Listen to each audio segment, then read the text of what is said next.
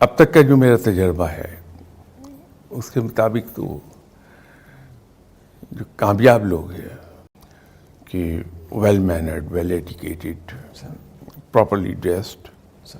میں پھر رپیٹ کر دوں کہ جب میں کہتا ہوں پراپرلی ڈریسڈ اپ، اس سے مراد یہ نہیں کہ کوئی قیمتی کپڑے پہنے ہوں، جیسا بھی ہو کپڑا لیکن پراپرلی اس کو پہنا گیا ہو. دوسرا، میں نے لوگوں کو کامیاب ہوتے دیکھا جو صاف گو ہیں لیکن صاف گوئی کے ساتھ ساتھ پولائٹ ہیں. ٹھیک سر.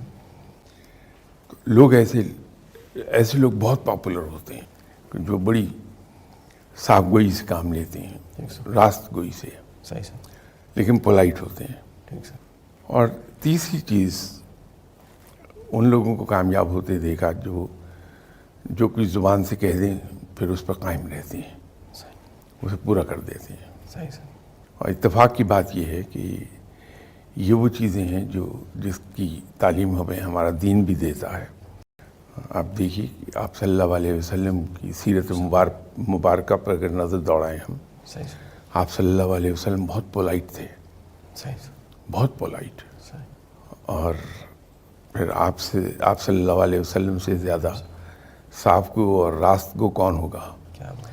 اور پھر ایفائے عہد جو ہے یا اپنے الفاظ کی قیمت، وہ آپ دیکھ لیجئے کہ آپ صلی اللہ علیہ وسلم نے تعلیم ہمیں کیا دی ہوئی ہے. صحیح.